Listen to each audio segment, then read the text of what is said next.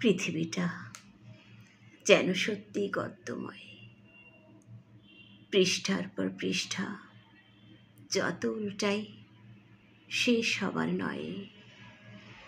কত আজব রং বেরঙের মানবের সমাহার, কি বিচিত্র। ভাবতে ভাবতে ভাবুক হলাম। ভাবনাটা বেড়েই চলেছে প্রতিনিয়ত, কিন্তু কৌতূহল শুধুই বাড়ছে। কি আশ্চর্য! ভাবনারা থেমে নেই। নূতন কোনো তথ্যের সন্ধানে দিক বিদিকে ছুটছে। ডায়েরির পাতা একের পর এক শেষ হচ্ছে, শুধুই আশাহত হচ্ছি। মাঝে মাঝে মনে হয় হয়তো অন্ধকারে ঢিল মারছি। শঙ্কা যেন শুধুই বাড়ছে। চিন্তাধারা যতই পরিবর্তন করছি, কেবলই হোঁচট খাচ্ছি একের পর এক। সত্যি হতাশ। কোথাও দেখছি নিরন্ন মানুষের হাহাকার, নির্ঘুম রাত যাপন, বক্ষকের ভয়ে একটু ঠাঁই পাবার আকুতি, দাঁড়ে দাঁড়ে। কিন্তু কোথাও স্থান নেই হতভাগাদের। সবাই নিশ্চুপ,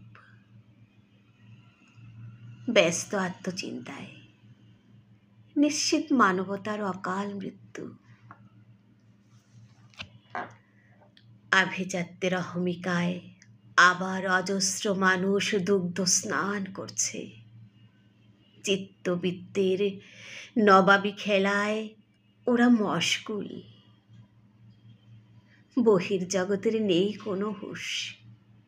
সুখ সুখ আর সুখ, এ কেমন সুখ বিধাতা! প্রেম পিয়াসী মানুষগুলো ছুটছে প্রেমের নেশায়, কিন্তু কোথায়? ওখানেও যে বাণিজ্যের হাট, প্রতারকের রাজত্ব। কিনে তারা বাঁচবে যদি প্রেমেও ভেজাল থাকে। আজ আর কিছুই ভাবতে পারি না। তবে কি ভাবনারও অকাল মৃত্যু হয়েছে? সুপ্রিয় সুরিত, পড়েছিলাম কবিতা ভাবনার অকাল মৃত্যু। কলমে শঙ্কর চৌধুরী, কণ্ঠে আমি সুবর্ণা দাস। ধন্যবাদ সকল।